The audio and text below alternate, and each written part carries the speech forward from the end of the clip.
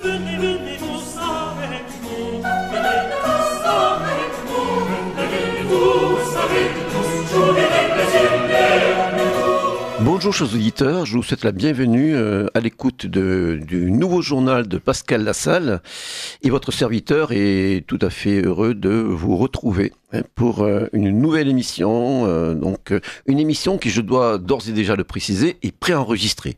Donc les auditeurs et auditrices qui voudront se manifester à bon escient, comme d'habitude, je n'en doute point, pourront le faire par les moyens qui leur sont permis, une bonne vieille lettre manuscrite ou bien sûr utiliser la technique, d'ailleurs une question qui sera abordée aujourd'hui d'un point de vue qui nous est cher. Alors aujourd'hui j'ai le plaisir et l'honneur de recevoir une fois de plus un invité prestigieux qui est aussi un ami, qui est le fils d'une figure qui a marqué profondément un mouvement dont je suis issu et dans lequel je me reconnais toujours en grande partie. J'ai nommé aujourd'hui, en face de moi dans ce studio, Pierluigi Locchi. Pierluigi, bonjour. Bonjour Pascal, bonjour chers auditeurs. Voilà, donc avant de te présenter davantage, je dois aussi présenter notre deuxième invité qui est cette fois-ci à distance, qui nous joint par Zoom. Là aussi un autre vieil ami qui était d'ailleurs présent dans ce studio il n'y a pas si longtemps que ça. J'ai nommé mon vieil ami portugais Duarte Branquinho. Duarte, bonjour. Bonjour Pascal, bonjour à toi et bonjour aux auditeurs. Bon, toi, tu es dans une chambre d'hôtel. J'imagine qu'un soleil radieux illumine la Sicile à laquelle tu as la grande chance de séjourner sur les traces d'altières figures qui nous sont chères, des aventuriers normands, à la Stupor Mundi que fut Frédéric de Hohenstaufen, j'imagine. Hein. Tu iras sûrement faire un tour dans le palais des rois normands, à Palerme, entre autres choses. Je n'en doute point. Ouais. Et peut-être déposer quelques roses rouges, comme l'avait fait jadis Michel Marmin, sur le tombeau de Frédéric II. Aujourd'hui, nous allons revenir sur une pensée fondamentale qui est celle de Giorgio Locchi. Giorgio Locchi qui fut... Alors oui, avant d'aller plus loin, je présente quand même son fils Pierluigi. Donc Pierluigi est un spécialiste en communication institutionnelle, formateur et traducteur. Il est membre du pôle études et responsable des relations européennes de l'Institut Iliade. Et depuis très récemment, il est président d'un institut qui s'inspire justement de l'exemple français d'Iliade, l'Instituto Eneide. Instituto Eneide, si tu veux absolument avoir l'accent. Voilà, bon, mon accent italien, ça, je repasserai encore, ça attendra. Je vais me contenter de mon accent languedocien. Donc, l'Instituto Eneide, que tu présides et que tu animes avec aussi des camarades qui nous sont chers, comme Carlo Manuel Adidolfi, Adriano Cianca et d'autres, voilà, que je pourrais citer. Duarte, je rappelle que tu es essayiste, tu es fondateur de l'organisation identitaire portugaise Terra e Povo, tu es l'ancienne direction du journal O Diabo et tu animes également donc un site et régulièrement tu nous fais part de tes lectures, de tes réflexions. Et nous nous connaissons depuis longtemps, nous sommes tous les deux des bibliomanes invétérés et surtout, notre regard est toujours rivé sur l'étoile polaire. Alors, je reviens maintenant à l'objet de notre émission, mais aujourd'hui, nous allons à nouveau aborder l'altière pensée de Giorgio Locchi, qui fut une figure tutélaire de la nouvelle droite, un véritable mentor, qui par justement une transmission orale a joué un rôle fondamental d'éveilleur et a permis surtout un dévoilement d'une tendance à la fois philosophique, mais qui relève de notre vision du monde la plus fondamentale, la plus originelle, cette tendance surhumaniste que Giorgio Locchi a mis en évidence à travers de trop rares écrits, mais des écrits quand même d'une grande densité et qui ont déjà été publiés il y a, je crois que c'était l'année dernière ou l'année d'avant, je ne me souviens plus, ma mémoire me joue des tours. Ça dépend desquels tu parles. Voilà, des définitions, et Wagner et le mythe souverainiste. Alors ceux-là sont parus en novembre 2022. Voilà, le temps passe. Dans la collection Iliade, de l'Institut Iliade Agora, chez la Nouvelle Librairie. Voilà. Et donc, s'y ajoute depuis quelques mois. Oui, mais bon, il y avait aussi donc Wagner et le mythe surhumaniste qui n'avait jamais été traduit en français. Je rappelle que dans ces définitions, on retrouvait des articles qui étaient jadis parus dans les années 70 dans la revue Nouvelle École. C'était augmenté également d'autres écrits. et puis surtout, remis en perspective par des préfaces et des postfaces. Wagner et le mythe surhumaniste également, donc là c'était un inédit traduit directement de l'italien, et voilà, ce sont des écrits qui manquaient, donc qui n'étaient plus disponibles depuis très longtemps, qui étaient difficiles à trouver, et surtout qui remettent en perspective, en fin de compte, les déterminants d'une vision du monde qui a profondément marqué, je le disais, donc des figures historiques de la dite nouvelle droite, du Grèce, Alain Benoît, Guillaume Fay en particulier. Ton père avait l'habitude de faire des conférences privées à Saint-Cloud, dans votre domicile, où assistaient des jeunes gens, voilà. Des jeunes gens bien orientés à l'époque. Et moi, je me rappelle, d'ailleurs, je vais terminer après, je vais te donner la parole, je me rappelle que je me rends compte que ce qui m'a marqué profondément jusqu'à aujourd'hui, au fer rouge, dans les écrits, par exemple, d'Alain Benoît ou de Guillaume Fay, c'était en fait comme le legs de ton père. Voilà, c'était... qui se retrouve dans de nombreux écrits, des écrivains, moi je pense aller aussi dans l'endroit d'Alain Benoît ou à d'autres écrits de Guillaume Fay, comme l'Hymne aux enjeux idéologiques, qui pour moi aussi est un de ses meilleurs écrits. Alors, justement, l'actualité nous permet de revenir à l'œuvre de ton père avec la parution il y a quelques mois d'un nouvel ouvrage, donc publié également en coédition entre l'Institut Iliade et la Nouvelle Librairie, intitulé « Sur Heidegger et le mythe surhumaniste », qui est signé par ton père, Giorgio Locchi, mais également par Guillaume Fay, où on reprend une longue étude que Guillaume Fay avait fait paraître au début de l'année 1982 d'un nouveau 37 de Nouvelle École, qui est intitulé « Pour en finir le nihilisme ». Alors, avant d'aller plus loin, justement, dans l'examen de ce nouvel ouvrage, on va voir, qui est extrêmement complet, et qui est même de facture quasi-universitaire, comme le remarque d'ailleurs un critique du site de Juan Asensio, qui a fait une excellente critique de l'ouvrage, justement. Je crois qu'il serait nécessaire... Francis Moury. Oui, Francis Moury, voilà, son nom m'échappait sur le moment.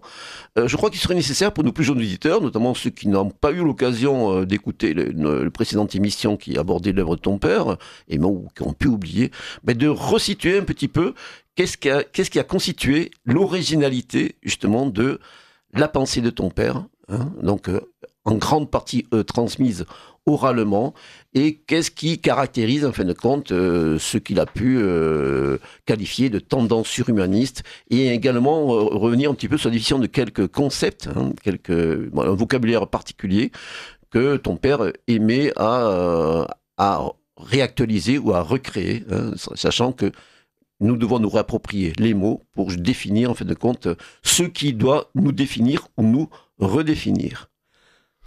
Oui, alors c'est un vaste panorama que tu me demandes, donc je vais partir de notions qui sont chères à nos auditeurs, ici à Radio Courtoisie.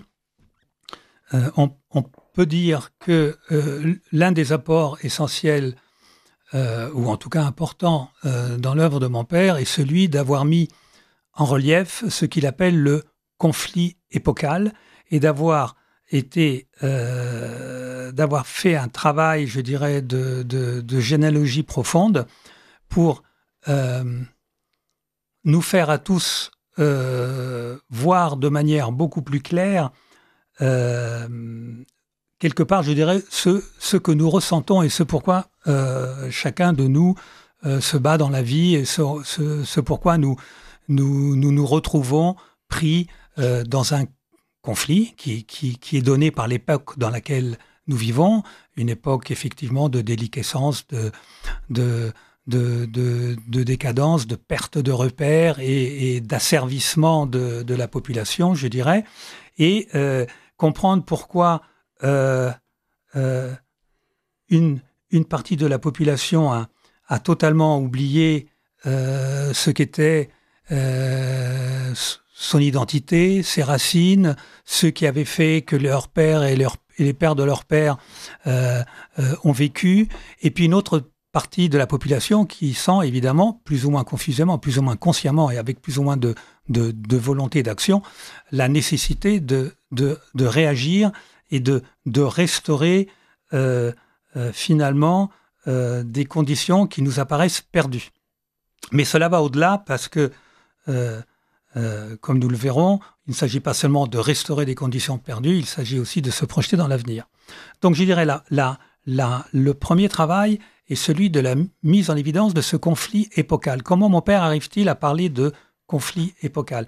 D'abord, ce conflit épocal, il l'identifie comme étant un conflit entre deux tendances historiques, donc comme deux volontés. Dans le livre dernièrement paru, dans un essai sur Heidegger, mon père va directement au noyau dur des choses. Il dit ce qui est toujours en cause, ce qui est toujours en question, fondamentalement, ce sont des visions du monde.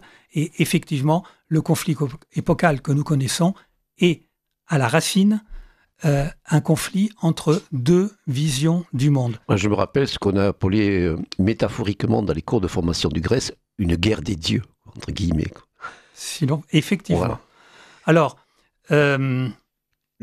cette guerre des dieux, cette guerre des visions du monde est une guerre, est une opposition.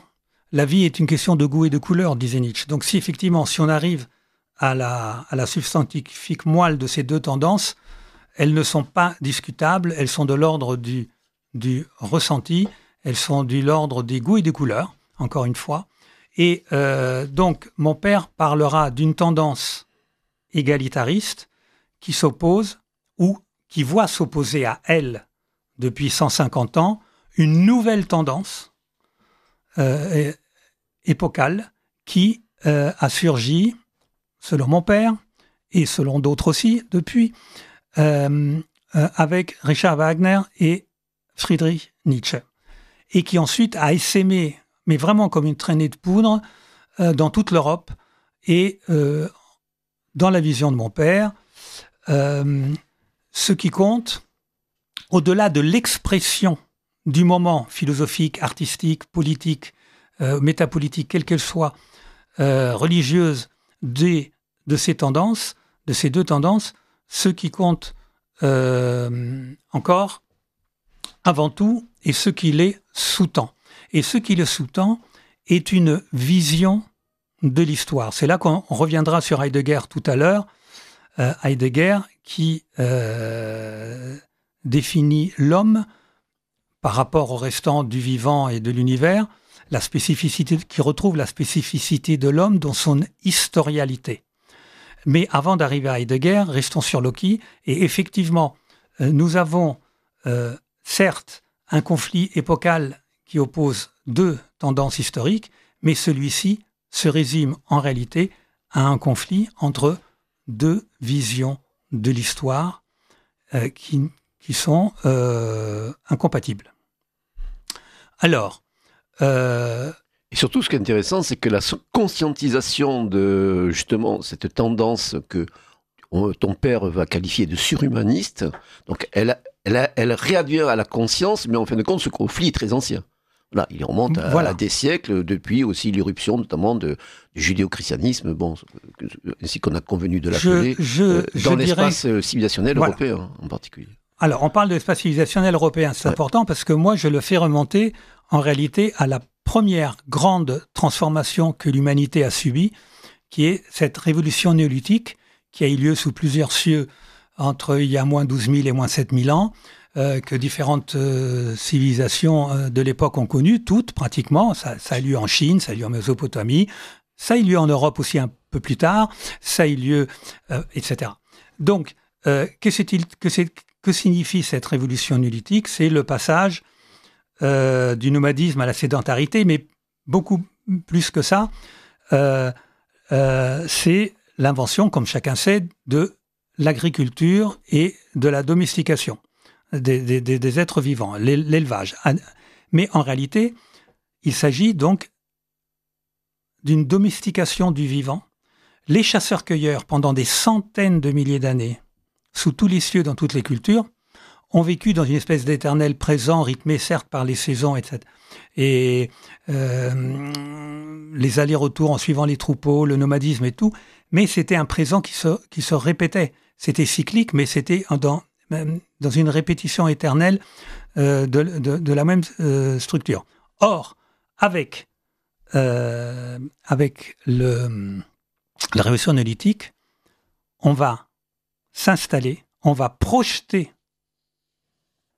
dans l'avenir quelque chose qui n'existe pour l'instant que dans notre tête. Et ça, c'est un changement radical parce que ça s'appelle être projeté dans l'histoire. Parce que quand vous d'ailleurs, le terme histoire ne peut apparaître qu'à ce moment-là. Quand vous prévoyez en semant que 6 mois après, vous allez récolter, quand vous prévoyez que si vous attrapez les animaux, leur tapez un peu sur la tête pour qu'ils s'en aillent pas et que vous les mettez dans un enclos, vous aurez, si vous vous débrouillez bien, du lait quotidiennement, etc. Vous vous projetez dans l'avenir et vous entrez dans l'histoire. Or, toutes les mythologies humaines, toutes les religions humaines, toutes les civilisations humaines ont un souvenir de ce passage.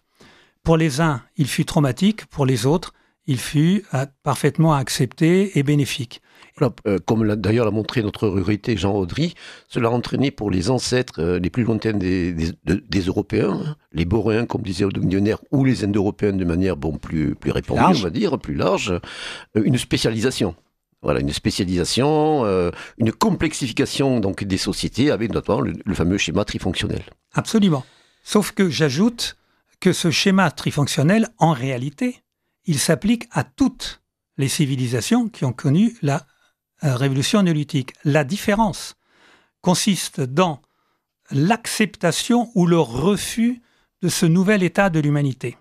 Et ça, c'est fondamental.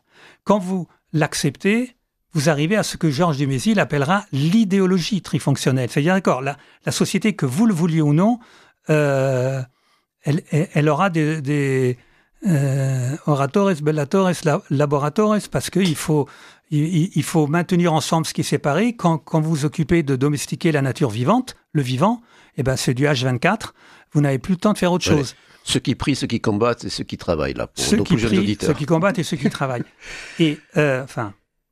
Et donc, il y a une spécialisation qui rompt l'unité originelle des chasseurs-cueilleurs. Or, il y a beaucoup de civilisations qui ont réagi différemment, pour lesquelles cette précipitation dans l'histoire est une tragédie, est une perte. On a perdu l'unité originelle de l'homme. Il y avait un seul parcours anthropologique avec la spécialisation chez le chasseur-cueilleur. Avec la spécialisation, il y en a différents. Les hommes ne sont plus égaux entre eux. Voilà. Et donc, vous avez deux attitudes selon les civilisations, ce qui est tout à fait légitime. Vous avez ceux qui disent « c'était mieux avant », et ceux qui disent non, finalement, c'est très bien comme ça. Au contraire, c'est encore plus rigolo. En fait, pour faire simple, il y en a qui regrettent l'Éden primitif ou le communisme primitif. Voilà, exactement. On pourrait y revenir tout à l'heure. Exactement. Ouais. Donc, on voit très bien où je veux en venir avec ces deux manières. Chacun, chez soi, fait ce qu'il veut. Avec l'unification du monde romain, ces deux attitudes sont arrivées en contact. Et avant, chacun faisait chez soi ce qu'il voulait, et voilà. Et avec cette unification du monde, effectivement, les deux visions entrent en contact. Et donc, ça sera, comme on le sait, la revisitation chrétienne de l'Ancien Testament par le Nouveau, dont on se proclame l'héritage d'un côté, mais vous avez un Jésus-Christ qui, en même temps, tentera justement la synthèse. Si je prends notre Père qui est aux cieux, notre Père, c'est Deus Pater, c'est Jupiter. Donc, il y a cette attitude profondément indo-européenne, profondément européenne d'un côté, et de l'autre côté, vous avez la vraie vie. L'histoire reste quand même une vallée de larmes, il faut se sacrifier pour sauver une humanité déchue. Et la vraie vie, c'est après la mort, c'est à la droite du Seigneur. Une humanité marquée par le péché originel. Voilà. Parce que l'humanité est marquée par ce péché originel qui est celui du savoir. L'arbre du... C'est quoi le savoir? C'est ce qui a permis, justement, la sédentarisation, la révolution néolithique, etc. C'est absolument définitif dans l'Ancien Testament, dans la Torah, etc. Et avec le christianisme, c'est différent. Or, aujourd'hui, pour finir sur ces deux tendances épocales, pendant 15 siècles, il n'y a pas eu vraiment de problème, puisque en Europe, surtout dans l'Europe catholique, nous avons continué à vivre en européen notre foi, adaptant, je dirais, monothéisme intégral biblique à notre trifonctionnalité et même idéologique, comme dirait Dumézil, par la Sainte Trinité, etc. Sauf qu'aujourd'hui, nous assistons à une nouvelle révolution anthropologique du même ordre de la révolution néolithique, qui est la révolution technologique, et qui donc implique un changement du milieu dans lequel nous vivons. Je ne vous la referai pas sur l'Internet, etc., les téléphones portables et toute cette nouvelle technologie qui change fondamentalement le rapport de l'homme au monde et le rapport des hommes entre eux. Et nous assistons aujourd'hui à une, je dirais, renaissance ou une exaspération ou une fondamentalisation de ce conflit épocal entre deux visions du monde, de l'acceptation et du refus, je dirais, du changement et de l'adaptation de l'homme à son nouveau milieu. Et donc, dans ce conflit épocal, mon père va donner des concepts, des noms aux différentes tendances. Alors, pourquoi parle-t-il de tendance égalitariste et de tendance surhumaniste?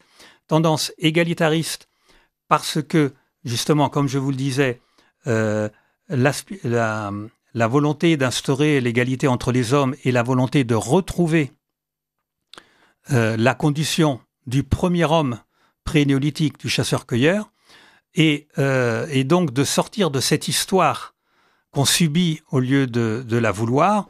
Et donc, ce sont des idéologies qui prennent la fin de l'histoire. Et là, on retrouve non seulement la lutte finale qui s'achèvera par la société sans classe du marxisme, mais on trouve aussi évidemment l'open society prônée par les ultralibéraux, etc. Voilà, on voit que ton père et Guillaume Faye en particulier, bon, dans son sillage, ont rappelé que la tendance égalitariste pouvait se décliner en plusieurs idéologies qui ont pu s'opposer en leur temps, et notamment, là tu fais allusion au marxisme, qui est une sorte de théodicée laïcisée, des fondamentaux, des linéaments de la vision du monde judéo-chrétienne, bon, qu'on l'ont montré beaucoup d'écrivains, et en particulier aussi, bien sûr, les figures de la Nouvelle Droite dans leurs nombreux travaux depuis déjà plusieurs décennies.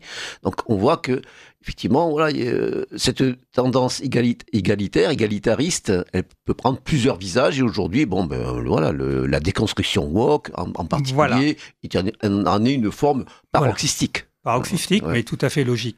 En fait, ce qui est commun à toutes ces formes, c'est justement la vision d'histoire, le sentiment de l'histoire. Or, pour tous, l'histoire est comment dire, l'histoire est linéaire, elle est segmentaire, elle est prise entre un alpha et un oméga. Notre histoire, c'est quoi? Ça commence avec la chute, ça commence avec la sortie du paradis terrestre, avec la rupture du contrat social chez Rousseau, ça commence avec la fin de l'équilibre du bonheur du communisme primitif, oui, etc. Et elle se terminera par un oméga qui sera la restitution de cet état préhistorique, que ce soit, donc, comme je disais, la société sans classe, etc., etc. Et voilà une vision, époque libérée des tensions, libérée du tragique, voilà, en fait. Mais ce qui compte, c'est de bien comprendre que la vision de l'histoire est linéaire.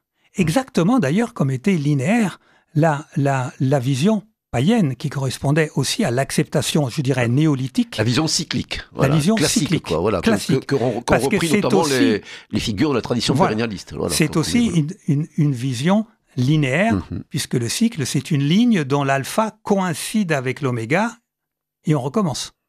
Ou l'oméga avec l'alpha, etc. Donc, dans les deux cas, nous avions une vision linéaire de l'histoire. Or, aujourd'hui, avec cette nouvelle révolution, qui est la révolution technologique, nous voyons que ceux qui sont restés à cette conception linéaire de l'histoire font partie finalement de cette tendance, sont restés dans la volonté de retour au premier homme, alors que ceux qui s'opposent à cette volonté même inconsciemment, quand ils n'ont pas formulé dans leur tête cette nouvelle conception du temps de l'histoire que je vais vous expliquer maintenant, ils sont déjà dans cette, je dirais, mutation, car aujourd'hui, ce que mon père appelle la tendance humaniste, mais que d'autres ont appelé révolution conservatrice, que d'autres, Faye pourra parler d'archéofuturisme, qui s'est manifesté en Europe, dans toutes nos cultures européennes en réalité.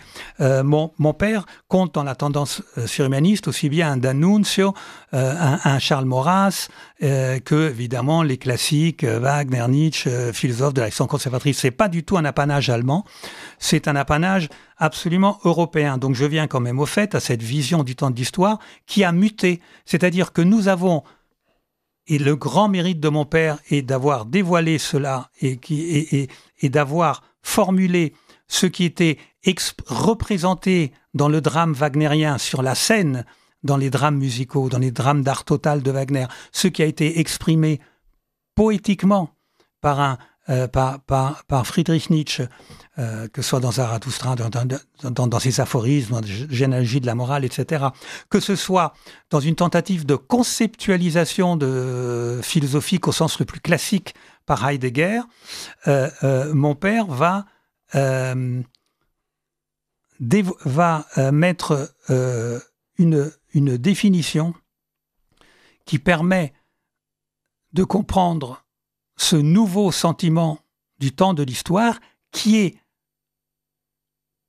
le fondement de toutes nos visions, qu'il s'agisse de celles des catholiques qui ont décidé de rester européens, je pense à des amis d'Academia Christiana par exemple, etc., de certains qui se disent néo-païens. Justement, on ne peut plus être païen parce que là aussi, encore une fois, la vision païenne reste cyclique, reste unilinéaire et segmentaire. Et là, nous arrivons à quoi? À un sentiment tridimensionnel du temps de l'histoire. Voilà. Alors j'en profite justement pour rappeler que nos auditeurs sont à l'écoute de Radio Courtoisie, de Libre Journal de Pascal Lassalle, qui a aujourd'hui le plaisir de recevoir deux vieux amis, Pierluigi Locchi et Duarte Branchigno, pour aborder donc la parution du dernier ouvrage qui comprend des textes de Giorgio Locchi et de Guillaume Faye, intitulé Sur Heidegger et le mythe surhumaniste.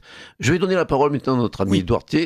Je vais lui demander, d'un premier temps, nous avons cité des phénomènes qui relèvent justement de cette tendance surhumaniste, phénomène allemand, phénomène européen. Est-ce que, selon toi, Duarte, tu pourrais nous citer des figures de la pensée portugaise qui pourraient se rattacher justement à cette tendance épocale surhumaniste?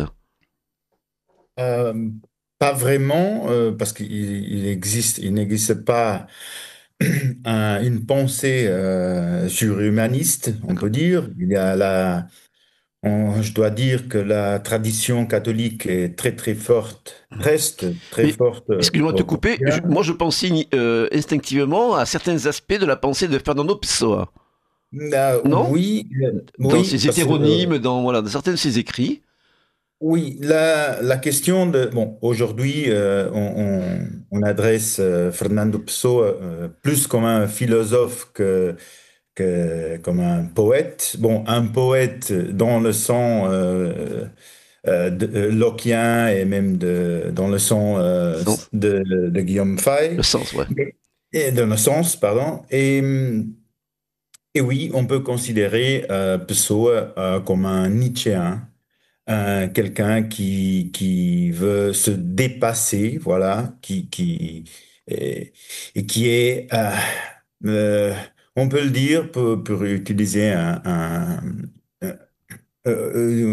concept qui nous est cher, qui vivait dans un interregnum.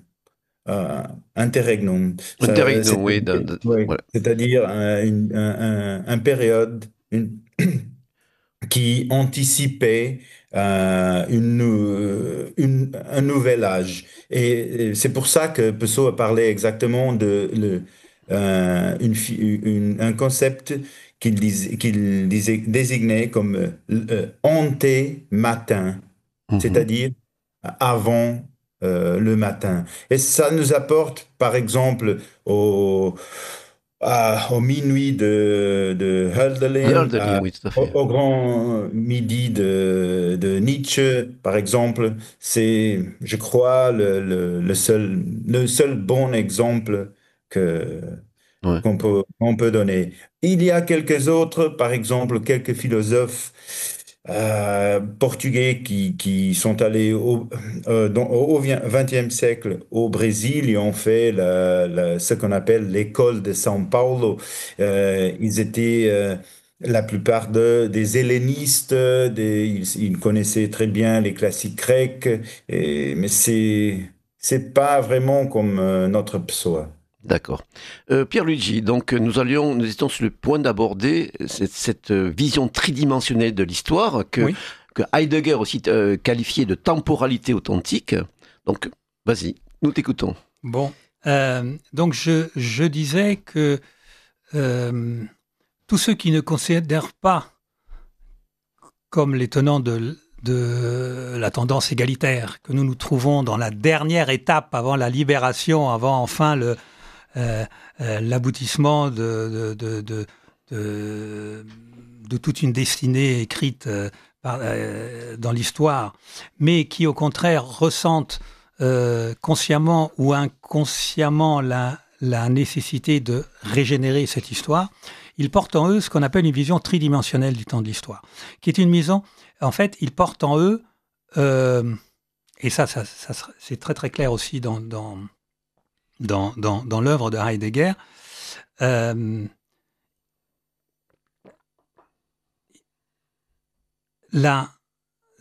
je dirais presque la preuve de la liberté de l'homme. C'est-à-dire une vision tridimensionnelle de l'histoire. Qu'on a aussi qualifié de vision sphérique. Alors, par rapport à la vision cyclique. pardon, excusez-moi, voilà, ouais. tu fais très bien de me rattraper, de me corriger. Parce que j'ai dit une grosse bêtise. J'ai parlé de vision tridimensionnelle de l'histoire, c'est faux, c'est vision tridimensionnelle du temps de l'histoire. Et l'image sphérique, alors, c'est exactement comme les 4 dimensions einsteiniennes. On ne peut pas se les figurer avec nos sens. Nous sommes inscrits dans un espace tridimensionnel et un temps unidimensionnel, linéaire, unidirectionnel et continu. Et ça, nous ne pouvons pas le changer, c'est notre réalité, je dirais, biologique. Hein, nous sommes inscrits dans un corps biologique qui lui-même ensuite est constitué d'interactions physico-chimiques à un autre niveau et à un autre niveau encore d'échanges microphysiques. Bien, quantiques si vous voulez, atomiques. Mais nous sommes à chaque moment de notre présent, nous avons cohabitant en nous le passé, l'actualité et l'avenir sous forme de mémoire pour le passé, projet pour l'avenir et présence à l'action pour l'actualité. À chaque instant de notre vie, nous sommes la synthèse des trois. Et ça veut dire quoi? Ça veut dire que ces 3 dimensions que sont le passé, l'actualité et l'avenir sont les 3 dimensions du temps de l'histoire. Et quand je dis « nous avons en nous », c'est que nous, c'est la conscience de chacun d'entre nous. Donc nous avons un espace ponctiforme et discontinu, voilà, puisque dans chaque conscience... cette liberté, voilà, qui donne cette liberté. Selon notre volonté, selon aussi la direction que nous nous fixons, d'agir en faisant en sorte que le passé n'est pas passé, mais ce passé, nous pouvons le choisir, nous pouvons le relire pour en faire, en fin de compte, le moteur de notre action avec un projet précis. C'est exactement ça. Tous les historiens, aujourd'hui, devraient acquiescer à cette vision, puisque chaque fait historique est remis en question, a une nouvelle signification à chaque perspective individuelle, humaine, à chaque conscience qui l'examine. Et chacun va interpréter un fait, va donner un sens, à un fait passé uniquement en fonction de son projet personnel au moment, dans le présent, il va donner cette nouvelle interprétation. Donc en fait, comme disait mon père, cette vision tridimensionnelle du temps de l'histoire, une fois qu'on l'a intégrée, c'est comme l'œuf de Coulomb. C'est évident que à chaque instant, on porte en nous la mémoire de ce qui a été, on porte en nous ce vers quoi nous nous projetons, quel que soit l'horizon. Ça peut être le verre que je veux prendre pour boire et ça peut être ce que je vais être dans 30 ans ou la cause que je défends et ce que je veux pour mes petits-enfants. Mais on se projette. Et ça, c'est à chaque instant de notre présent, dans chaque actualité. Donc, en fait, cette vision du temps de l'histoire, c'est aussi une vision de la liberté humaine, parce que dans une tendance où l'histoire est linéaire, ce qui a été ne peut pas revenir, ce qui est à venir n'est pas encore, donc n'existe que le présent. Et donc c'est extrêmement, donc il y a une détermination. Alors que nous, en déterminant les contours d'un projet, ça peut être individuel ou historique, en le nommant par notre propre vocabulaire, nous le faisons déjà exister, en partie. Absolument. Nous le Et d'ailleurs, potentialisons en fait. C'est bien pour ça que cette tendance, j'allais dire, change de forme, de nom, de vision, parce qu'à chaque fois les perspectives changent. Mais la tendance fondamentale, de même qu'on peut réduire à une tendance historique, par exemple la dernière tendance bimillénaire égalitaire, celle qui veut la fin de l'histoire actuellement, et qui s'y emploie relativement bien d'ailleurs. Ce qui s'y oppose, ce qui s'y opposait dans le langage de Wagner, enfin dans le langage, quand Nietzsche parle de meine Bewegung, de mon mouvement, quand vous voyez dans la Révolution conservatrice, vous prenez un Sorel par exemple, ou un Maurras, ils ont des perspectives évidemment différentes, mais dans chaque fois, vous prenez les auteurs de la Révolution conservatrice, et je ne veux pas parler d'autres réalisations politiques, à chaque fois que vous avez un projet d'avenir, vous vous refaites à un passé revisité, interprété, qui en fait est déjà votre projet d'avenir. La France des 43 est déjà le projet d'avenir de Charles Maurras. C'est pour ça qu'il est dans cette vision. Agissant, voilà. Il nous pousse à l'action dans une direction bien précise. Absolument. Il est dynamique. Il y a une dynamique. Voilà. Il est dynamique. Donc il est dynamique. Alors, c'est vrai que quand ce sentiment du temps de l'histoire porté donc consubstantiel à ce que mon père appelle le mythe surhumaniste. Mon père appelle ça le mythe humaniste parce qu'il dit qu'à toute vision du monde, au départ, est portée par un mythe, non pas dans le sens négatif du terme, mais le mythe étant ici simplement un principe fondateur et organisateur, créant, agissant. Et donc ce mythe, évidemment, quand il apparaît, exactement comme le mythe chrétien, quand il apparaît, par exemple, dans la Rome païenne, ne dispose pas encore de son propre vocabulaire, et donc ne peut pas se dire, cette vision du monde que porte le mythe ne dispose pas encore de son propre vocabulaire, et donc elle ne peut s'exprimer que mythiquement. Donc ce sont des expressions soit artistiques, poétiques.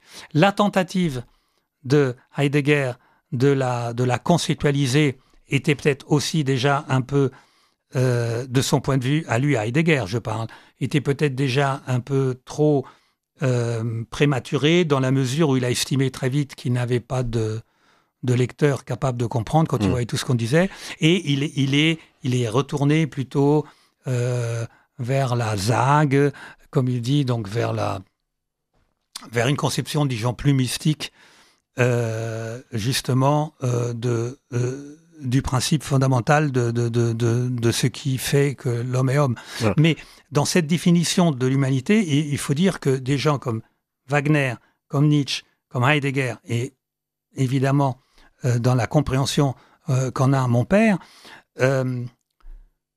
il s'agit de retrouver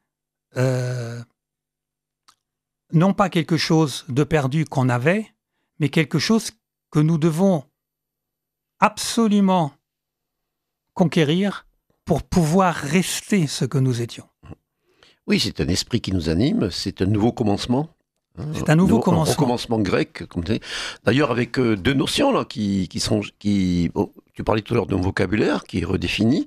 Ce serait intéressant de revenir sur un terme qui revient souvent, bien sûr, d'abord dans le cadre de la pensée d'Heidegger, mais ensuite dans le développement qu'en a fait ton père, c'est le terme d'historial par rapport à histoire. Premier terme. Et deuxième terme, justement, par rapport au projet qui est le nôtre, le projet de retrouver, en fin de compte, ce qui fonde notre européanité, avec, bon, bien sûr, une adaptation aux nouveaux défis qui s'offrent à nous. La technique, on va y revenir en fin d'entretien, en l'occurrence, c'est la notion d'espérial. Historial, espérial par rapport donc à Occident, et très rapidement, quelques mots là-dessus. Alors c'est vrai que dans le livre de ton père, bon, il y revient. Il y a effectivement aussi tout cela est sous-tendu par les multiples traductions qu'on a pu donner de termes originels employés par Heidegger, donc en allemand, bon, que ce soit les traducteurs français ou italiens. Hein.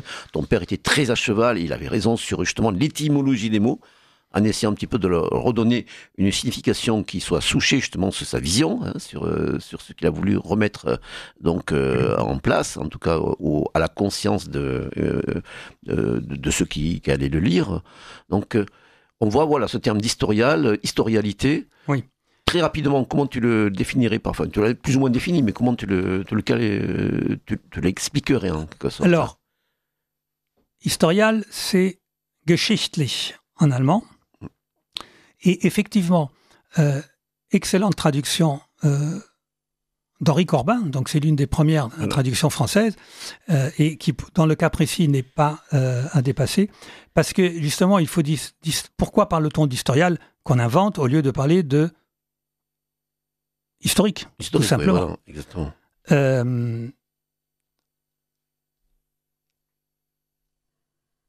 Je disais tout à l'heure que nous sommes biologiquement ancrés dans un espace tridimensionnel et un temps unidimensionnel linéaire. Et donc, cela reste vrai au niveau de notre corps, au niveau de notre matérialité. Mais ce qui fait que l'homme, justement, se distingue de l'animal est cette capacité, et Heidegger dira ce qui fait le propre de l'homme, et Dasein, dit-il. Le fameux Dasein, voilà, oui, tout à fait. Que Corbin d'ailleurs traduit par réalité humaine, ce qui est pas mal du tout. Ou cet être-là, selon certaines justement, mais être là, voilà. Qui comprend quoi là? Oui, c'est tout le drame des traductions Heidegger, parce qu'un Dasein en allemand, ein armes Dasein, c'est un pauvre être, un pauvre air. Donc le Dasein a un champ sémantique beaucoup plus large. Donc, ce qui fait que l'homme est homme, c'est son inscription dans l'histoire. Alors, on pourrait dire son historicité. Mais comme le terme peut se rapporter aussi à simplement l'évocation des événements. L'évocation des événements, l'histoire, ce que Heidegger appelle historie, que certains ont traduit, surtout en italien d'ailleurs, mais en français aussi, par historiographie, simplement la narration de la succession des faits, ça aussi c'est l'histoire, donc au 1er siècle, au 2e siècle, au 3e siècle, voilà, on a tous les tableaux de tous les rois de France, comme ça c'est de l'histoire aussi. Mais ce qui fait justement la différence, c'est qu'on ne parle pas de cette histoire, je dirais, événementielle, mais on parle du niveau qui fait que l'histoire a eu lieu, qu'à chaque moment, l'histoire a été le fruit d'une décision, d'une action qui s'est inscrite dans une volonté qui s'est réalisée. L'histoire est un conflit permanent de volontés qui s'opposent, il y a celle qui se réalise, celle qui ne se réalise pas. Et aujourd'hui, nous arrivons à un niveau, on pourrait dire que le bon chasseur-cueilleur, quand il devient sédentaire, il prend conscience de l'histoire. Il n'en avait pas conscience avant, pourtant il était déjà un être humain, donc historique, mais il avait ce rapport instinctif, il faisait l'histoire instinctivement, il s'est doté instinctivement d'une culture pour pallier les manques de la nature et pour pouvoir simplement vivre et construire sa culture. Et aujourd'hui, nous passons dans la tendance surhumaniste de cette conscience de l'histoire à une autoconscience de l'homme et qui permet de faire le petit discours que je viens de vous faire justement sur les 3 étapes de l'humanité. Voilà. C'est un discours que vous ne trouverez pas dans la tendance égalitaire. Qui esquisse le fameux 3e homme, hein, qui était cher à ton père. C'est le 3e homme parce que effectivement, il y a un 3e homme dans la mesure où le bouleversement technologique comme le bouleversement néolithique provoque non seulement un changement du milieu de l'homme, mais en retour, un changement de l'homme lui-même. Duarte, est-ce que tu aurais des choses à ajouter justement par rapport à ce développement que vient nous faire Pierluigi, la manière dont, si toi, peut-être personnellement, dans ta vision du monde et dans ce qui te meut depuis déjà des décennies, dans ton engagement, tu comptes le déclin, enfin, donc, à quel point ça a pu te marquer et comment tu l'appréhendes? Oui, Pascal, je voudrais bien rappeler que comment j'ai découvert. Tu sais bien que j'aime bien les livres et nos C'est un auteurs. Et euphémisme. comment j'ai découvert Giorgio Locchi. Et c'était exactement notre ami Guillaume Fay, moi, en lisant notre ami Guillaume Fay, que j'ai découvert Giorgio Locchi. Fay disait, c'était Locchi qui a comment on dit, tout dévoilé. Voilà. Et après, évidemment, j'ai connu Guillaume et j'ai cherché un peu des textes de Giorgio Locchi et c'était pas facile. Et je me rappelle la première fois que j'ai rencontré Pierluigi, il m'a demandé, mais où est-ce que tu as lu les textes de mon père? Et j'ai dit, j'ai trouvé une édition espagnole de définition et qui avait déjà, c'est curieux ça, à cause du sujet de notre émission, parce que les éditions de définition, c'est-à-dire l'espagnol, l'italienne et la française, sont différentes. Et l'espagnol a aussi le texte, c'est le dernier, le Martin Heidegger et la révolution conservatrice. C'est curieux. Euh, et, et comme ça, je commence à découvrir Locke, mais aussi c'était Locke et en même temps Guillaume Fay ils ont changé ma lecture de à la fois Nietzsche et Heidegger. Et après, j'ai découvert aussi le texte de Guillaume Fay, qui est dans cette belle édition dont on parle sur Heidegger. Et je dois dire, Pascal, pour finir, que c'est une très, très belle édition, cette édition française, parce que, bon, évidemment, il y a l'introduction de notre ami Pierluigi, mais aussi l'annexe avec les fragments écrits par Giorgio Locchi sur Heidegger et la conclusion de notre ami Adriano Scianca. Voilà, la postface, je l'avais pas signalé tout à l'heure, il y a une postface, il y a un petit glossaire aussi, un glossaire minimal, comme le disait le critique Francis Moury, là, sur le blog Juan Asensio. Bon, c'est une édition quasi-universitaire, quoi. À travers à la fois des notes infrapaginales de Pierluigi, comme et effectivement énormément de précision et surtout c'est presque une édition pas critique, quoi, mais critique au bon sens du terme, quoi. Donc c'est ça qui est fascinant.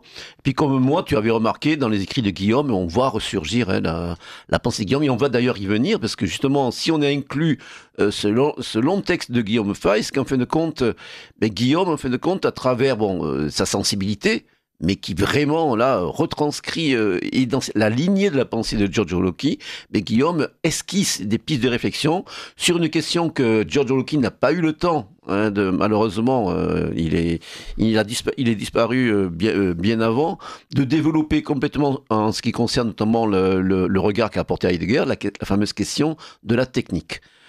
Avant d'en arriver à ce point-là, la diffusion d'un bobino de notre radio. Vous appréciez cette émission? Alors aidez Radio Courtoisie à en produire d'autres. Rendez-vous sur soutenir.radiocourtoisie.fr. Merci d'avance.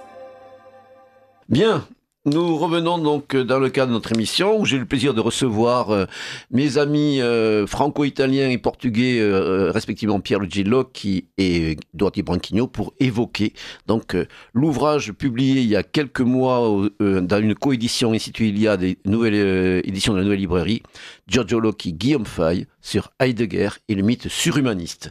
Alors justement, dans le texte, il est précisé, souvent c'est des remarques qui sont faites, on dit mais oui, mais bon, on dit que Wagner, Nietzsche, Heidegger étaient un peu les trois grands murs porteurs de cette tendance surhumaniste, mais il y avait des oppositions. Il y avait des oppositions, bon, il y avait une critique acerbe et violente de Nietzsche envers Wagner.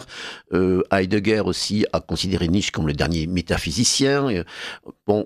Et surtout, ce qui est quand même précisé dans l'ouvrage, c'est que nonobstant ces différences, ces divergences, il n'en reste pas moins que fondamentalement, ils se situent dans le même sillage, ils se situent dans la même lignée.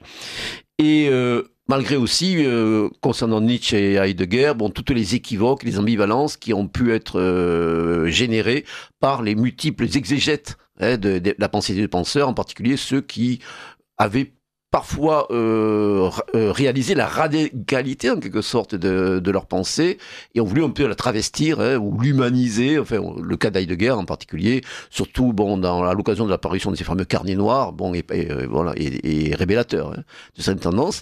Alors je pense d'abord donner la parole à Pierluigi. Donc cette question de la technique, une question qui est d'une actualité brûlante. D'ailleurs, on associe parfois transhumanisme et surhumanisme. Bon, on a pu en discuter avec notre ami Stefano Vai il y a quelques mois, quelqu'un que tu connais très bien, Pierluigi. Comment appréhender cette question de la technique, surtout en tenant compte du fait que beaucoup d'exégètes d'Heidegger considèrent qu'Heidegger a été vraiment un critique féroce de la technique et qui voyait comme une sorte d'apothéose du nihilisme occidental en particulier, sous lequel nous vivons. Alors, il y a toujours... Heidegger parle du déchaînement de la technique, bien sûr. Il parle du déchaînement de la technique planétaire. De la raisonnement aussi, voilà. Alors, dans un autre contexte, justement. Oui, dans un autre contexte. Et je vous disais, chacun lit aussi en fonction de sa perspective. Donc, je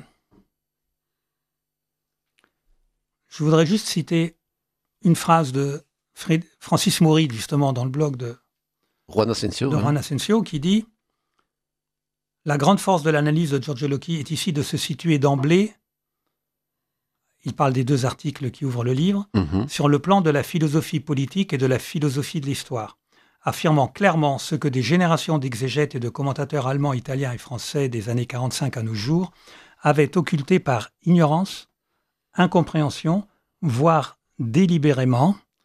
Heidegger fut le penseur par excellence, non seulement du présent, mais encore de l'avenir de la révolution conservatrice allemande. Et justement, on voit toujours dans Heidegger, surtout avec ses problèmes de traduction, l'être là, une pensée extrêmement abstraite, intellectuelle, voire décharnée, l'être, les temps, l'existant, etc. En réalité, et c'est une pensée qui est profondément ancrée dans le concret et dans la réalité. Et donc, effectivement, c'est pour ça que mon père va traduire Dasein tout simplement par l'homme. L'homme, voilà, oui. Ou personnalité. La personnalité étant opposée au type, par exemple, qui est le on, qui est la généralité conforme d'une société, et puis la personnalité qui va émerger et qui va donner une direction différente à l'évolution de cette société ou simplement lui permettre une évolution. Et donc, par là, faire l'histoire. Donc Heidegger, qui nous écrit dans les années 30, où déjà,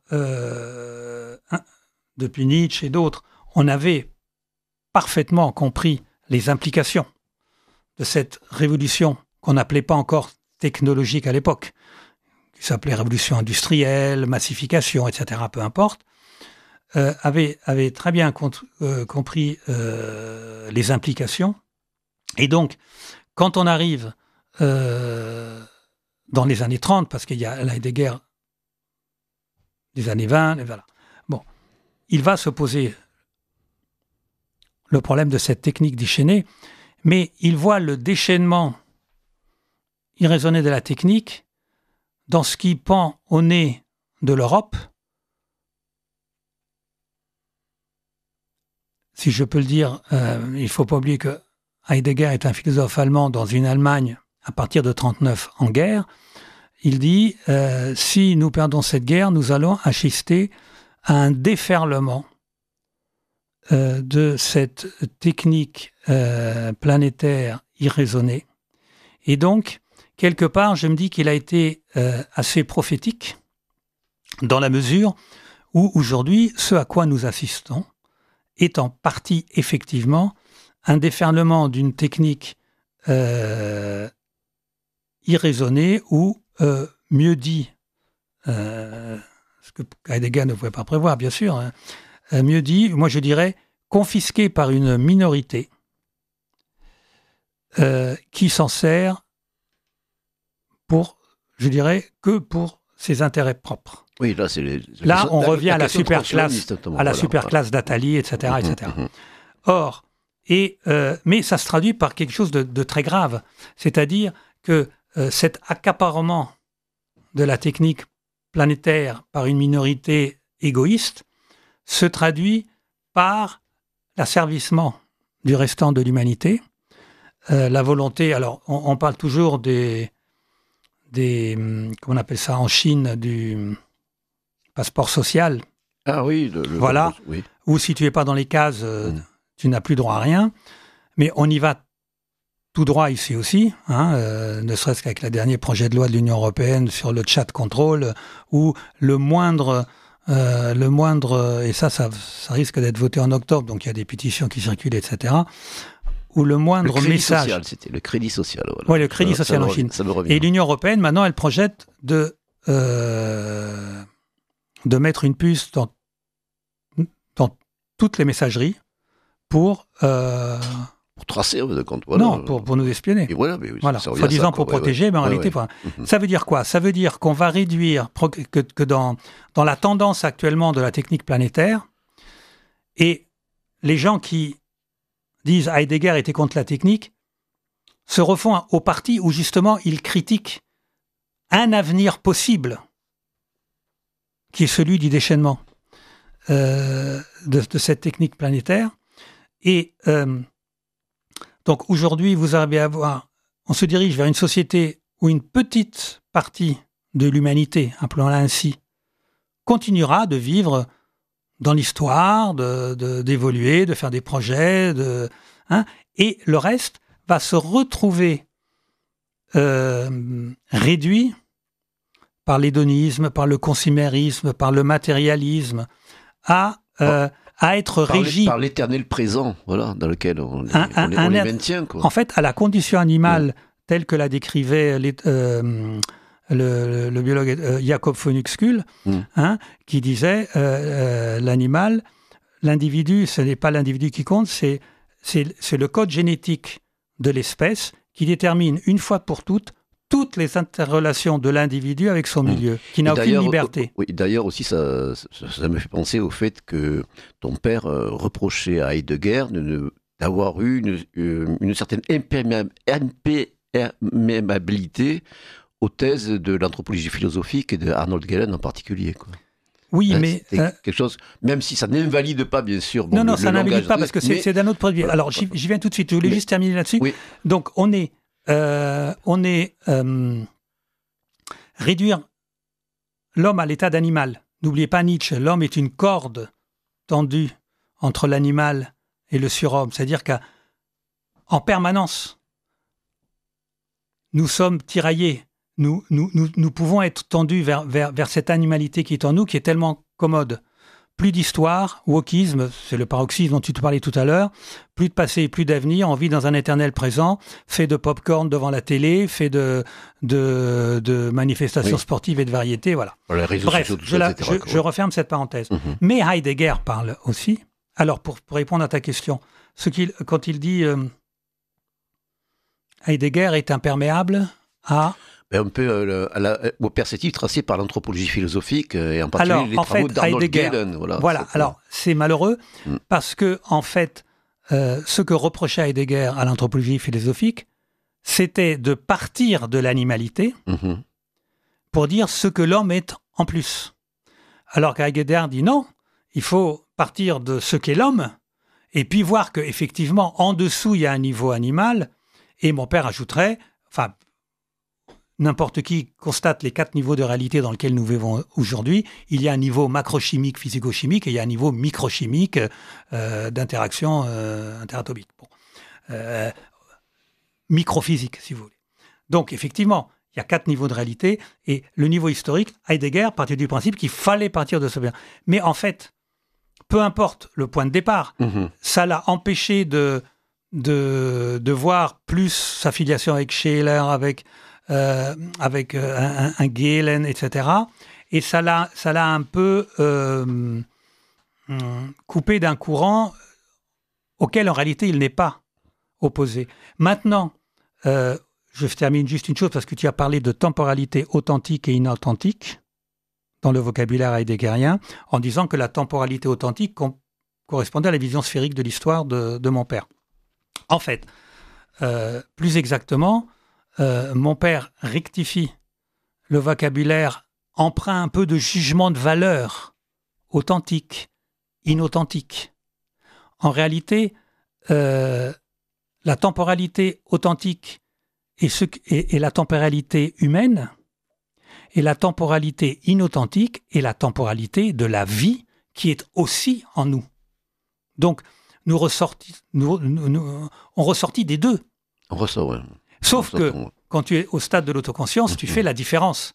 Tandis que quand tu restes au stade de la simple conscience néolithique, de la tendance égalitaire, tu ne fais pas la différence. Et donc tu restes prisonnier de cette temporalité inauthentique dont parlait Heidegger. Alors donc, pour revenir sur la question de la technique, effectivement... Donc, dans une toute autre partie, mais bien souvent, et dans des endroits différents.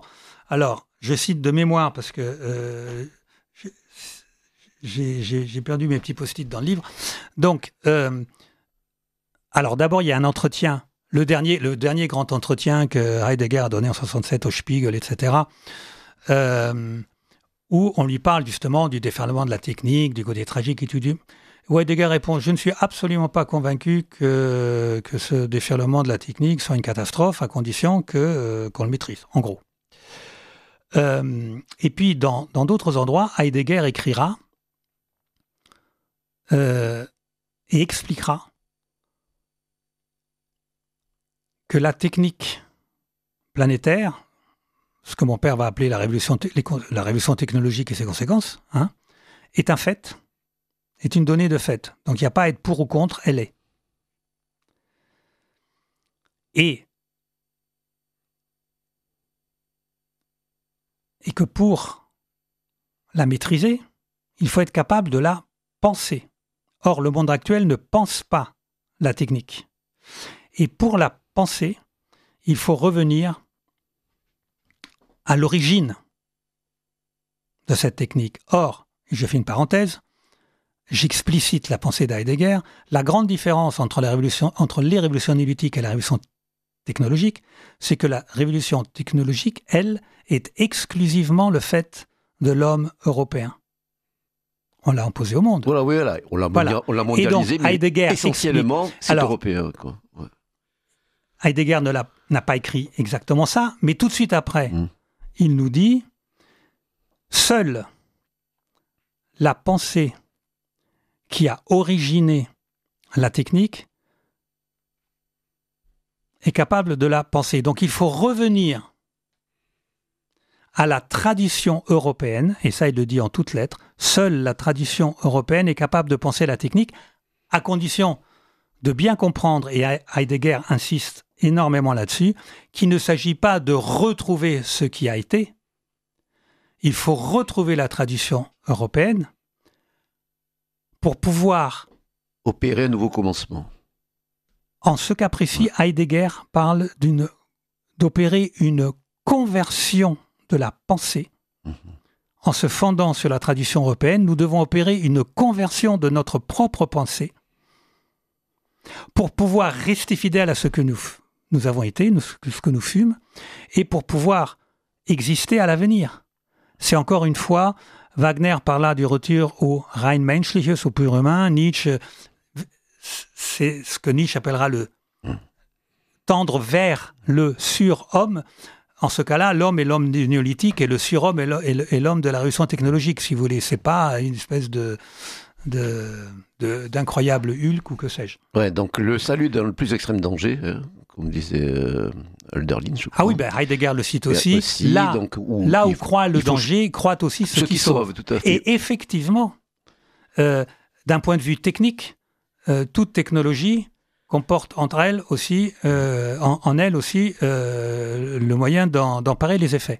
Alors justement, dans notre appréhension justement de la technique en général, moi je me souviens de textes d'Alain de Benoît, par exemple, qui reprenait des exégètes où on parlait, on allait dans le sens d'une technique comme sphère autonome qui nous aliène et que nous pouvons contrôler en fin de compte, qui est comme une sorte de fatalité. Est-ce qu'on pourrait considérer qu'une télévision, consciemment ou inconsciemment, se rattache en fin de compte à la tendance égalitaire? Je ne dirais pas. Non, je pense plus que dans le cas cité, je ne me permettrai pas de citer Alain de Benoît dans la tendance égalitaire, parce que là, tu pousses le bouchon un peu loin. Moi, ça m'avait frappé cette opposition. Oui, mais c'est frappant. À l'époque. C'est frappant. Ils avaient publié leur texte à peu près à la même époque. Alors, je pense d'abord que la pensée d'Alain de Benoît a évolué, mais ça, c'est à lui de venir à ce micro et de t'en parler. Moi, ce que je pense, c'est que si je me remets dans le contexte de l'époque, j'y vois plus un sentiment, voire une myopie. C'est-à-dire qu'effectivement, il y a un moment où cette Europe qui voit tous ses cerveaux partir dans la Silicon Valley, qui n'en garde aucun, qui a laissé les principaux déterminants de la révolution technologique en main à des sociétés états-uniennes, on va parler des GAFAM, etc., et qui n'a pas su, je dirais tout simplement, je ne parle même pas gagner la bataille de l'Internet, mais simplement s'en mêler. Aujourd'hui, toute notre société fonctionne sur quelque chose qui ne nous appartient pas. Ouais.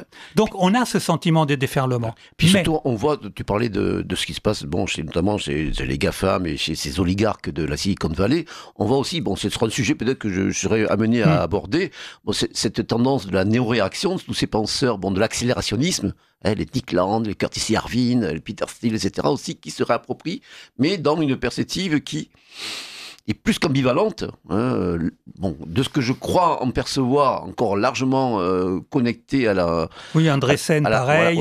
Andresen est parfaitement dans la tendance égalitaire, par exemple. C'est ce que j'allais dire. Voilà, absolument. Même si c'est ambigu. Il y a aussi la question du langage. Non, mais c'est ambigu parce que nous, on est forcément toujours attirés par et à juste titre, par ce dépassement nécessaire. Sauf qu'il faut bien comprendre une chose. Soit on reprend le manche, et seule la tradition européenne, comme dit Heidegger, seule notre vision spécifiquement, je dirais quasi éternellement, depuis toujours, indo-européenne, de la communauté de destin, fera que nous pourrons garder le statut humain, je dirais. Nous pourrons préserver l'humanité de tous les types d'hommes qui composent notre société hyper spécialisée et aujourd'hui totalement fragmentée, fonctionnant en compartiments étanches, comme on le voit tous les jours. Soit donc nous reprenons le manche de cette technique, et pour reprendre le manche, il faut penser la technique, et pour reprendre le manche, il faut former des ingénieurs qu'on garde chez soi, pour reprendre le manche, il faut rester maître de la fusion nucléaire, il faut rester maître de l'ordinateur quantique. Aujourd'hui, il faut être maître de deux choses. La production d'énergie, qui va être nécessaire multiplié par 10, mais pas en jouant avec des petits moulins à vent qui ne servent à rien. Et il faut être à même de pouvoir l'utiliser à bon escient, donc maîtriser la technologie, ordinateur quantique. Et là, l'Europe n'a pas dit un dernier mot. Nous verrons bien. En tout cas, Duarte, ton avis justement, toi, ton regard justement sur cette appréhension du défi posé par la technique, mais qui est un défi en fait de compte, qui ressort de notre ADN immémorial en quelque sorte, originel. Comment tu perçois toi personnellement cette question de la technique et j'imagine au prisme en partie des écrits de Locke et de Faye. Ah oui, mais Pascal, une chose que j'ai bien appris, c'est que Heidegger, évidemment, n'était pas contre la technique, comme nous savons bien que, bon, tous les exégètes de Heidegger, notamment de gauche, qu'on connaît bien. Et bon, je voudrais dire que même à cause de Heidegger, c'est intéressant de lire que notre Guillaume Fay, il dit exactement, et il marque comme le fait Giorgio Locke, que Sein und Zeit, être étant, est le commencement de l'œuvre de Heidegger. C'est d'habitude, je dis, c'est un peu comme une introduction, un glossaire pour une œuvre à venir. Et ça, c'est très important. Et il y a des moments dans l'œuvre de Heidegger qui n'intéressent pas vraiment à nos amis de gauche. Et c'est pour ça qu'ils se prennent toujours à être étants et ils ne s'en sortent jamais. Ils donnent des interprétations propres à tous les concepts heideggeriens. Or, Giorgio Locke et Guillaume Fay dans son sillage, bon, nous donne, je crois, une lumière, je peux dire. Pascal, si tu me permets, j'aimerais bien de citer notre Guillaume Fay sur la technique et cette question-là. Je t'en prie, mon cher Duarte. Ouais. Dit-il, en Grèce, on le sait, la technique était un dévoilement producteur.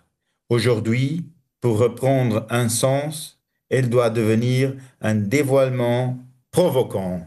C'est vraiment notre Guillaume. Et c'est pour ça Le meilleur Guillaume en plus. Oui. Ouais. Ouais, oui, ouais.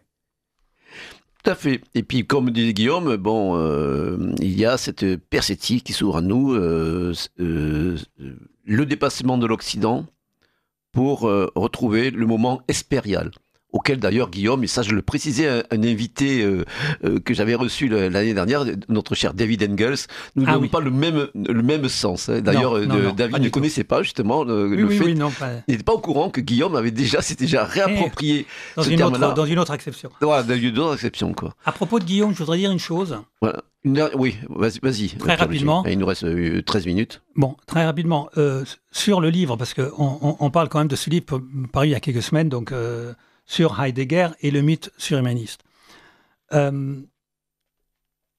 Heidegger, si on n'est pas vraiment déjà assez intime avec son œuvre, si on ne l'a pas déjà abordé, et si on l'aborde, je dirais presque, si ce n'est pour la première fois, que depuis peu de temps, et qu'on prend le livre de mon père, là, je conseille, à part mon introduction, bien sûr, mais je conseille de commencer par le texte de Guillaume. Ce que j'allais dire. Voilà, tu m'as ôté les mots. Voilà. Tout à fait. Hein? Moi, je l'ai lu quand j'étais étudiant, je dois avoir 19 ans, dans ma bibliothèque universitaire, où j'errais très régulièrement. Il y avait 2 numéros de Nouvelle École, le numéro 21-22 sur Georges Dumézil et le numéro sur Heidegger. Et je me rappelle, j'avais aucune formation philosophique, mais le texte de Guillaume m'a transporté.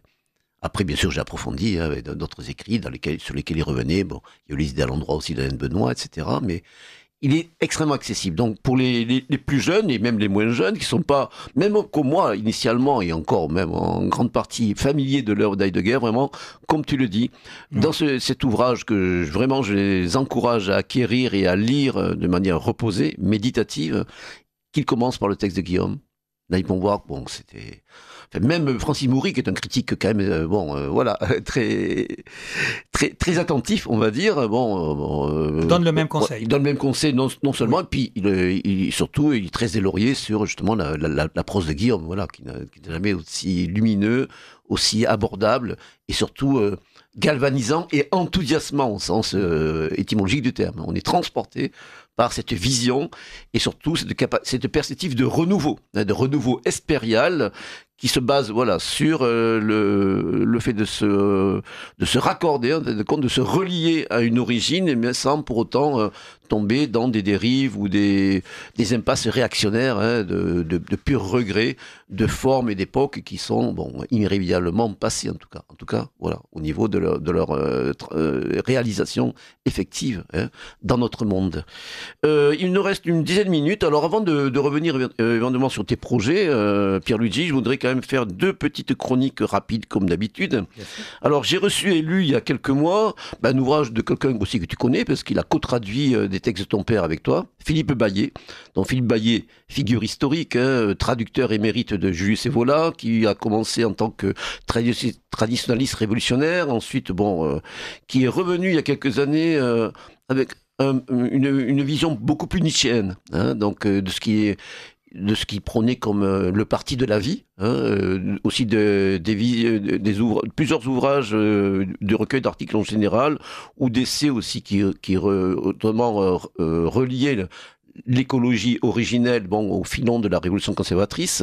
Donc Philippe Bayet, en ce moment, j'étais surpris de le découvrir.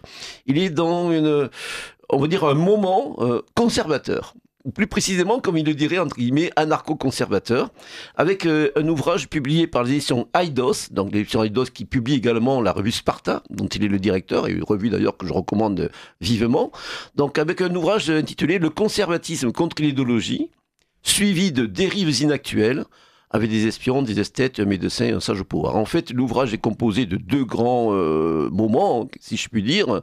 D'abord, un essai, un ensemble d'essais, d'aperçus, d'informations politiques, de développement théorique et d'articles qui abordent des thèmes et des personnages qui relèvent donc de la sphère conservatrice, à la fois dans le temps, de la première moitié du XIXe siècle au début du XXe siècle, et dans l'espace, principalement le monde anglo-saxon, états-unien et britannique, mais également des développements en France, en Allemagne et au Portugal.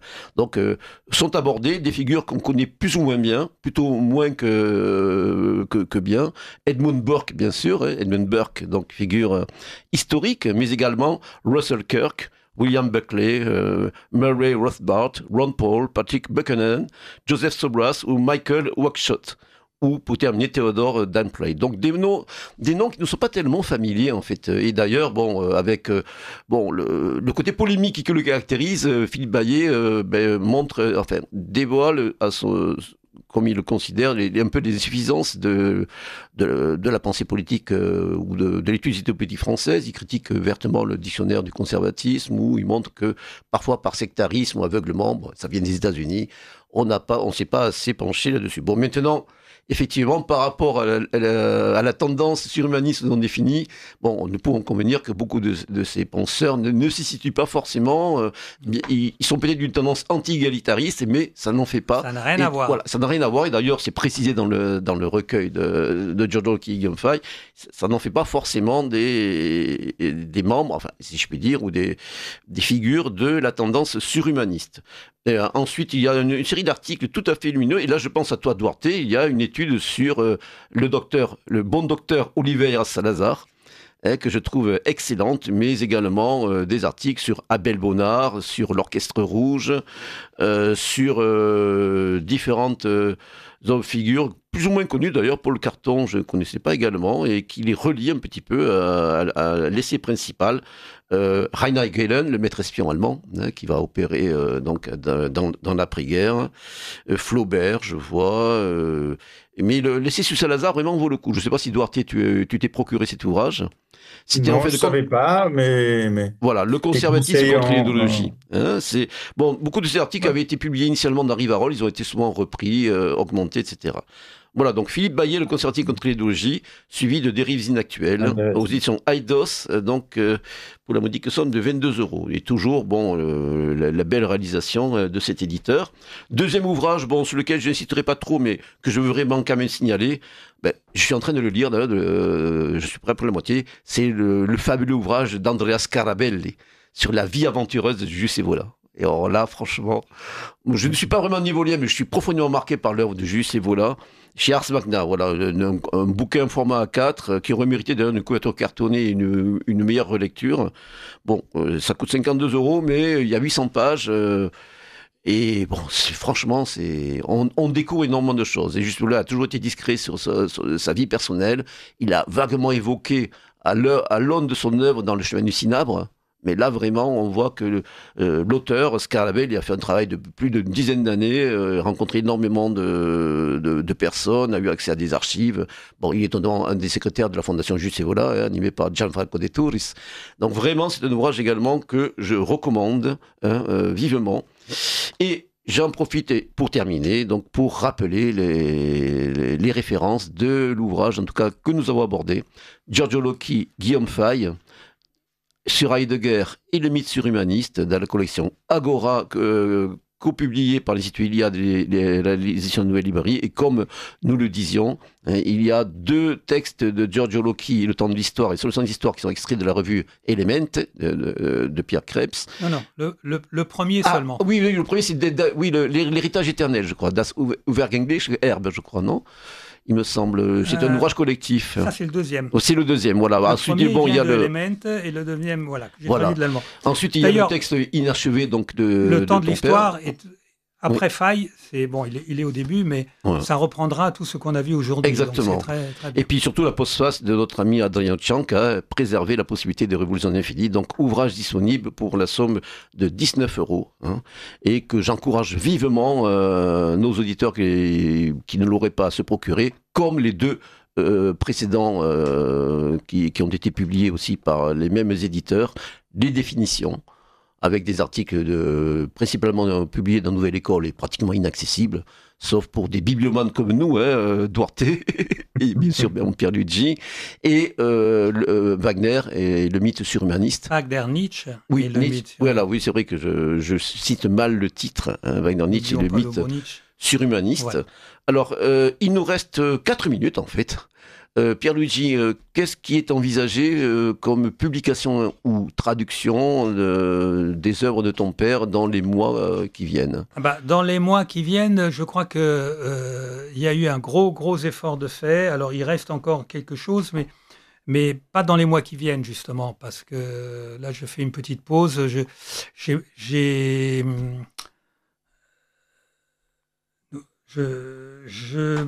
plus d'engagement qu'avant en Italie. Et oui, de ta fonction de président maintenant de l'Institut Énéide. Avec ma fonction de président, je continue de travailler, etc.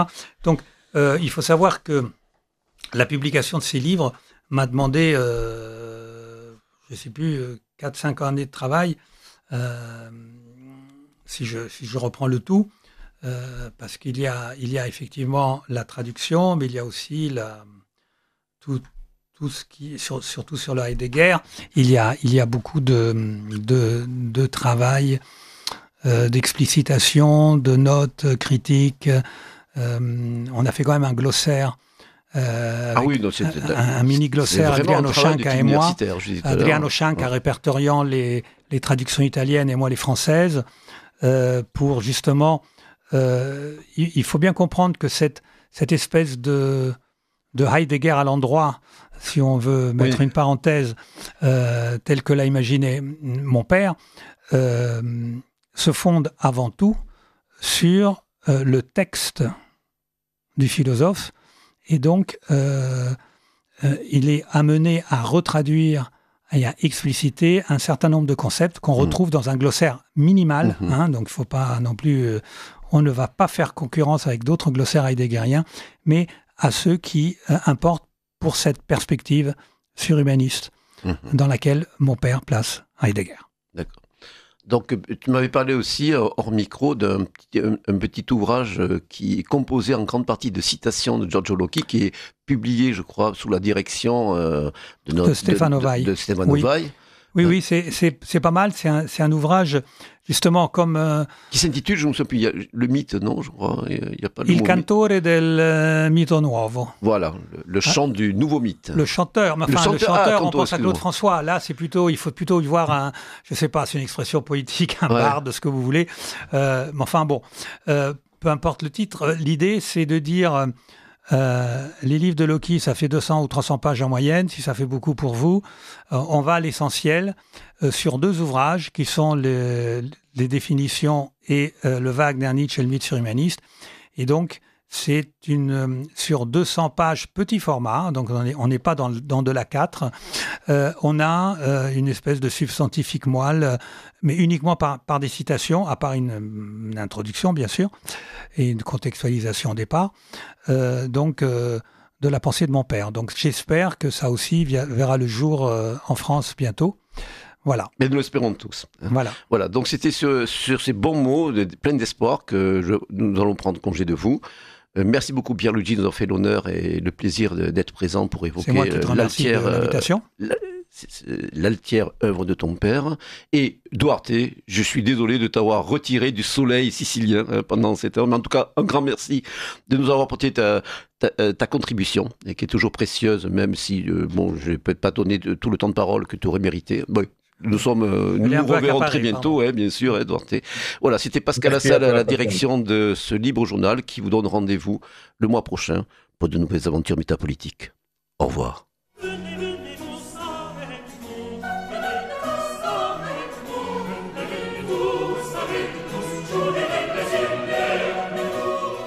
Vous venez d'entendre le Libre Journal de Pascal Lassalle, émission préenregistrée le 17 septembre 2025, diffusée sur Radio Courtoisie samedi 4 octobre, de midi à 13h30 et réalisée par Benoît. N'oubliez pas que Radio Courtoisie est une radio culturelle associative. Afin de sauvegarder une indépendance absolue, Radio Courtoisie refuse toute ressource publicitaire. Radio Courtoisie ne vit que grâce à ses auditeurs. Aidez-nous à demeurer libre. Rendez-vous sur soutenir.rc.fr et accédez à l'ensemble de nos archives à partir de 5 € par an. Si vous le désirez, nous pouvons vous faire parvenir un enregistrement de ce libre journal. Commandez le CD-ROM pour le prix franc de port de 9 € ou 6 € seulement si vous êtes adhérent de notre association. Je vous rappelle notre adresse, Radio Courtoisie 61 boulevard Murat, 75 016, Paris.